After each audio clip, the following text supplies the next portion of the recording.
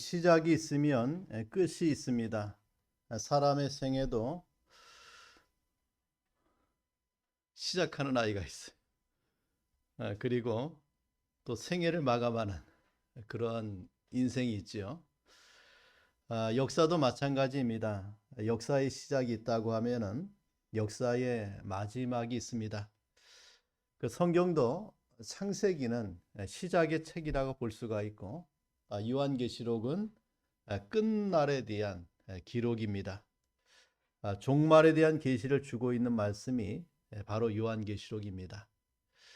자, 이러한 끝날에 대한 예언의 말씀이 요한계시록에 가득 차 있는데, 자, 그 끝날을 성경이 어떻게 표현하고 있는가? 예수가 다시 오시는 날이다. 즉 재림의 날로 표현하고 있습니다. 그래서 오늘 요한계시록 22장에는 예수께서 다시 오신다는 확실하고 분명한 말씀을 우리에게 약속하고 있는 것을 보게 돼요. 자, 7절에도 보니까 보라 내가 속히 오리니. 자, 주님이 하신 말씀입니다. 내가 속히 다시 오시겠다. 또 10절에도 말씀하기를 때가 가까우니라. 자, 끝날에 대해서 말씀해 주고 있고, 또 12절에도 보면은 보라 내가 속히 오리니. 또 20절에도 보면은 이것들을 증언하신 이가 이르시되 내가 진실로 속히 오리라 하신 건을 아멘 주 예수여 오시옵소서라고 말씀해 줍니다. 다시 오실 예수님, 이것이 끝날에 대한 가장 중대한 말씀이 돼요. 역사의 종말이 언제인가? 예수가 이 땅에 다시 오셔서 역사의 종지부를 찍는 날이 역사의 종말이 됩니다. 예수께서 다시 오셔서 하나님의 나라를 완성한다는 것이 요한계시록의 가장 큰 주제가 돼요. 자, 이러한 성경 예언의 마지막 말씀 가운데 우리가 22장의 말씀을 통해서 예수께서 우리에게 약속한 것이 있어요. 마지막 약속이다 이래 봅니다. 이것은 바로 내가 줄 상이 있다라고 하는 말이에요. 바로 주님의 우리에게 주실 약속의 마지막 말씀이 내가 너희에게 줄 상이 있다. 그래서 12절에 보면은 12절에 보면은 보라 내가 속히 오리니 내가 줄 상이 내게 있어 각 사람에게 그가 행한 대로 갚아주리라 라고 말씀해 줍니다. 이 시간에 주님께서 우리에게 말씀하신 약속, 마지막 약속, 그 약속의 의미가 무엇이고 또 그 상이 무엇이고 또 그 상을 받을 자가 누구인가를 우리가 상고해 보면서 은혜를 받는 그런 시간 되길 바랍니다. 자, 첫째는 그러한 상을 받을 자가 누구인가? 자, 우리 14절 말씀을 다시 보면은 자기 두루마기를 빠는 자들은 복이 있으니 라고 말씀해 줍니다. 여기 두루마기는 긴 옷을 가리켜요. 긴 옷. 이것을 헬라어로 스톨게라고 씁니다. 스톨레. 이 옷이 성경의 곳곳에 등장해요. 가장 처음에 등장하는 이 옷의 개념이 아담과 하와가 하나님 앞에 범죄하고 나서 저들이 에덴 동산에서 쫓겨났지요. 그때 하나님이 저들에게 가죽옷을 지어 입혔어요. 짐승을 잡아서 가죽옷을 지어 입혔는데 그때 지어 입힌 옷이 바로 이 옷이에요. 이 스톨레라고 하는 옷입니다. 긴 옷. 권위를 표시하는 옷이 되는데 일할 때 입는 옷이 아니라 어떤 권위를 나타내는 그런 옷을 가리켜서 이 두루마기라고 보면 돼요. 그래서 왕족이나 귀족이 입는 옷을 말하고 있다 이렇게 보면 됩니다. 또 야곱이 요셉을 사랑했죠. 요셉을 사랑해서 그 요셉에게 무슨 옷을 지어 입혔어요? 채색 옷을 지어 입혔는데 그때 채색 옷이 바로 이 스톨레라고 하는 이러한 종류의 옷이다. 이래 보시면 돼요. 일할 때 입는 옷이 아니에요. 어떤 권위를 나타내고 품격을 나타내기 위해서 입는 그런 옷이 됩니다. 자, 이 옷이 또 언제 등장하느냐? 자, 탕자가 아버지를 떠나서 재산을 다 탕진하고 저가 거지가 돼서 돌아왔습니다. 그때 아버지가 그 돌아온 둘째 아들을 보고 뭐라고 말합니까? 종들에게 제일 좋은 옷을 내어다가 입히라. 그 제일 좋은 옷이 뭡니까? 이 스톨레라고 하는 옷이. 자, 그러니까 이 두루마리라고 하는 말은 바로 이러한 종류의 옷을 입고 있는 자, 이런 것을 가리키는 말이다. 이래 생각하시면 됩니다. 자, 그러면은 자기 두루마기를 빠는 자라고 하는 말은 어린 양의 피에 그 옷을 빤다라고 하는 말을 의미해. 그러니까 우리가 옷이 더러워지면 세탁을 하죠. 근데 두루마기를 빤다라고 하는 말은 그 옷을 어디에 빨아요? 어린 양의 피에 그 옷을 빤다는 의미를 담고 있어요. 자, 이 말씀은 죄악으로 더러워진 옷을 빤다는 의미가 되고, 그 죄악으로 더러워진 옷은 어떤 옷이냐? 바로 성도의 인생을 말해줍니다. 자, 우리는 원죄를 갖고 태어났어요. 날 때부터 죄인입니다. 그리고 살면서 지은 죄, 자범죄가 있습니다. 이 원죄나 자범죄를 해결하는 방법은 나를 위하여 피 흘리신 예수를 믿는 길밖에 없어요. 그래서 예수께서는 세상 죄를 짊어지고 이 땅에 오신 하나님의 어린 양이라고 말씀해 줍니다. 자, 어린 양의 피에 자기 두루마기를 빤다는 이 말은 어린 양이신 예수가 피 흘리기 위하여 지신 무엇을 믿는다는 말입니까? 십자가를 믿는다, 그 말이에요. 두루마기를 빤다, 즉 십자가를 믿는다, 그 뜻이 되고, 자, 또 하나는 두루마기를 빤다는 말은 자신의 죄를 회개하는 것을 의미해요. 자, 우리는 예수 그리스도를 구주로 영접할 때에 모든 죄를 용서받았습니다. 자, 그러나 이미 목욕한 자라 할지라도 발이 더러워진다고 했어요. 이미 목욕한 자, 구원받은 자라도 주님이 무엇을 씻겨주는 것을 보게 됩니까? 발을 씻겨주시는 주님을 보게 돼요. 이 말은 뭐냐면은 내가 구원인의 삶을 살아도 이 세상에서 죄 지으며 인생의 길을 걸어가는데 그때마다 더러워진 내 인생의 삶이 회개되는 이 상황을 가리켜서 두루마기를 빤다라고 하는 이 말이 우리에게 의미로 다가오신다 여러분 돼요. 그래서 성화세갈에 우리의 회개가 필수적인데 우리가 지은 죄를 회개하는 것이 바로 자기 두루마기를 빠는 자라고 볼 수가 있죠. 자, 저와 여러분은 하나님께서 의의 옷을 입혀줬어요. 스톨게라고 하는 하나님의 백성의 거룩한 옷을 입혀주었습니다. 근데 이것이 어디에 빨려 있는 거예요? 어린 양의 피에 빨려 있고, 또 어디에 빨아집니까? 나의 죄가 말미암아 그 옷이 더러워질 때마다 회개를 통하여 그 죄가 용서되는 그런 상태를 우리에게 말씀해 주고 있어요. 자, 그러면은 이러한 자가 받을 상이 오늘 본문에 두 가지가 있다고 했습니다. 자, 14절 다시 봅시다. 중반절에 말씀하기를 이는 그들이 생명나무에 나아가며 라고 했어요. 자, 이 말씀은 생명나무 과실을 먹게 된다는 말씀이 됩니다. 여러분, 생명나무의 과실은 언제 있었죠? 하나님이 에덴 동산을 창설하시고 그 에덴 동산에 아담과 하와를 살게 하실 때에 에덴 동산 중앙에 두 나무를 두었어요. 하나는 무엇입니까? 생명나무, 그 다음에 선악을 알게 하는 나무를 두었죠. 그때 하나님이 아담과 언약하기를 너는 무엇은 먹지 말고 선악을 알게 하는 나무의 실과는 먹지 말고 동산에 있는 모든 나무의 실과는 네가 임의로 먹으라고 할 때에 생명나무의 과실도 먹을 수 있는 것이 허락이 됐어요. 자, 그때 등장했던 나무가 생명나무입니다. 자, 아담은 생명나무와 그 외의 모든 것을 먹을 수 있도록 축복되었어요. 그러나 아담이 하나님께서 금지하신 선악과를 따먹고 범죄할 때 자, 무엇이 금지가 됩니까? 예, 생명나무 실과도 따먹지 못하도록 에덴 동산에서 추방되고 하나님이 에덴 동산을 지키고 있는 것을 보게 돼요.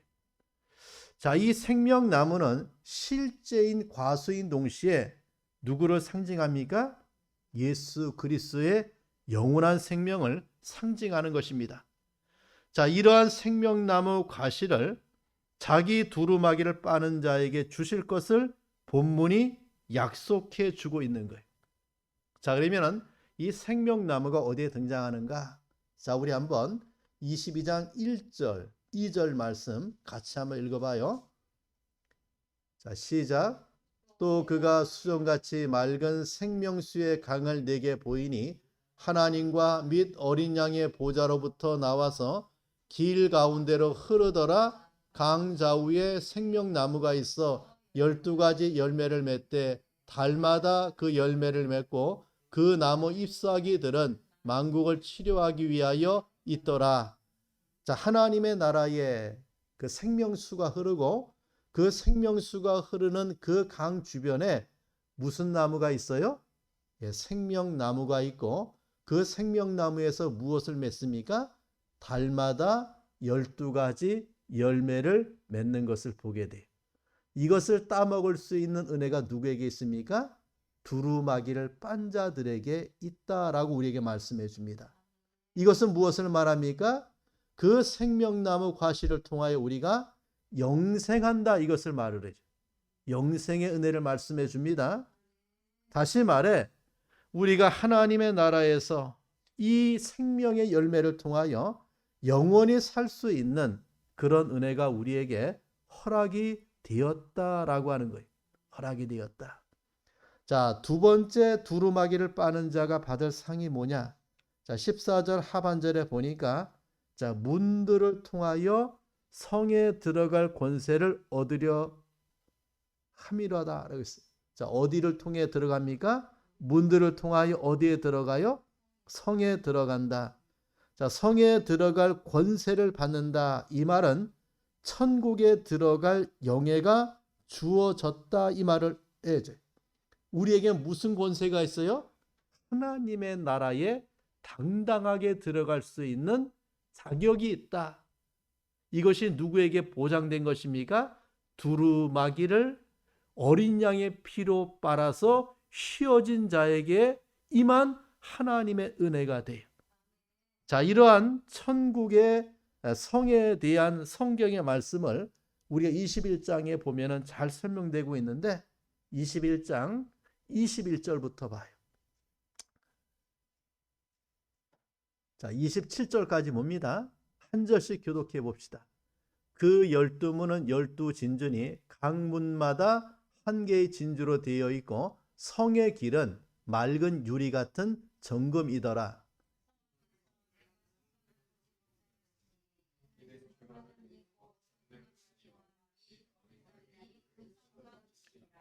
그 성은 해나 달에 비침이 쓸데없으니 이는 하나님의 영광이 비치고 어린 양이 그 등불이 되심이라.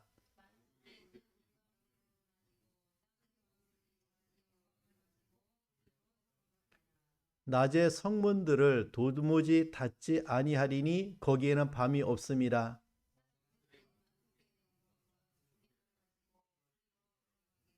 같이 읽읍시다. 무엇이든지 속된 것이나 가증한 일 또는 거짓말하는 자는 결코 그리로 들어가지 못하되 오직 어린 양 기록된 자들만 들어가리라 라고 말씀해 주고 있죠. 자, 여기 문들을 통하여 성에 들어갈 권세를 얻는다. 이 말은 무엇입니까?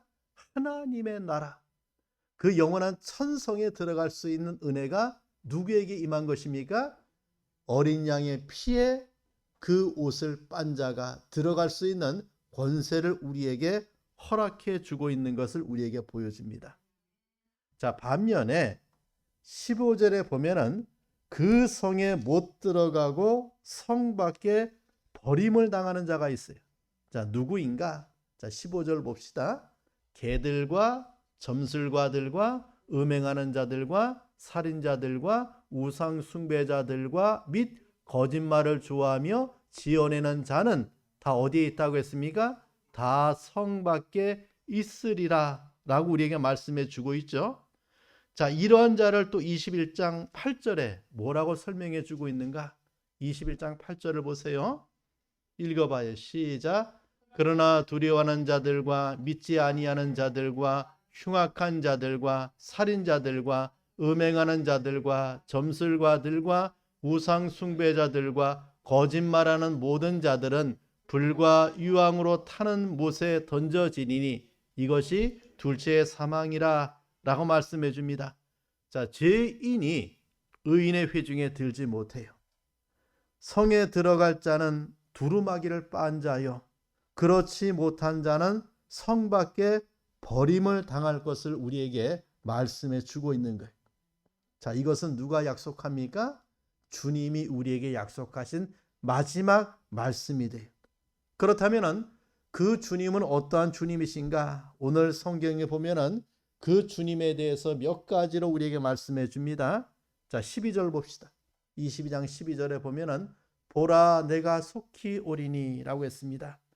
자, 속히 오리니 라고 하는 말씀은 예수께서 재림하실 것을 약속하신 말씀이 돼요. 그렇다면 이 약속은 누구의 약속입니까? 재림하실 예수님의 약속이 돼요.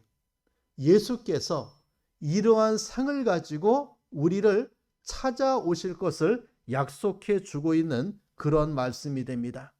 자, 반드시 속히 될 일, 이것을 가지고 예수님이 오시는데 어떻게 오신다고 했습니까?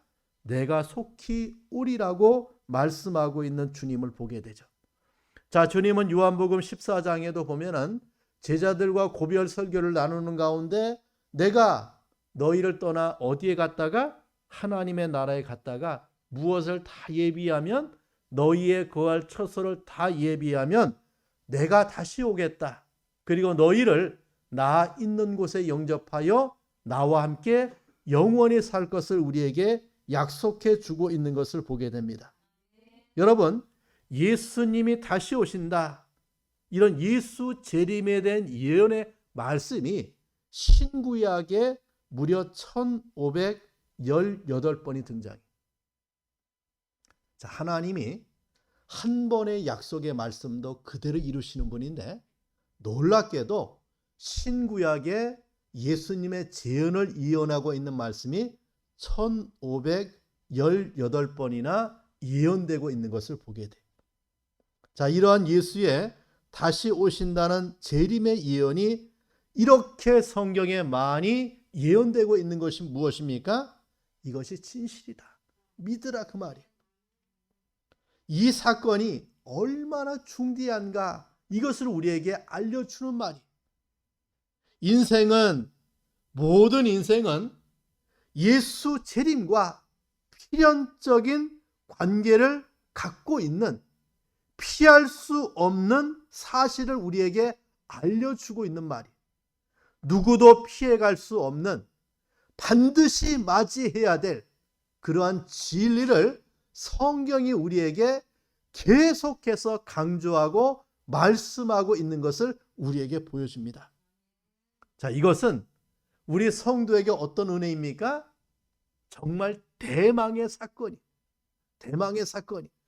주님이 이 땅에 오신 초림의 사건이 우리의 소망의 사건이라고 하면 예수가 다시 이 땅에 오시는 재림의 사건은 우리가 어떻게 깨어서 준비하고 기다려야 할 각성의 사건임을 우리에게 알려주고 있는 말이에요.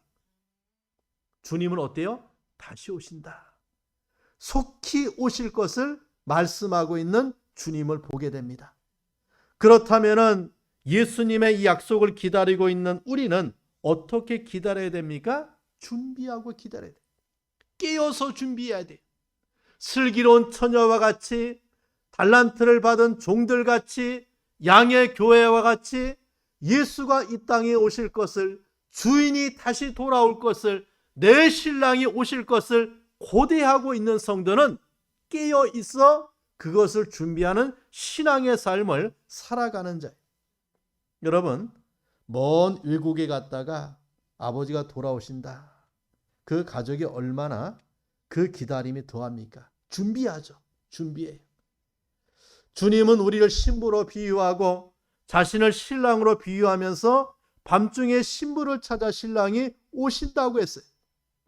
신랑 되신 예수께서 다시 오실 것을 약속하고 있습니다.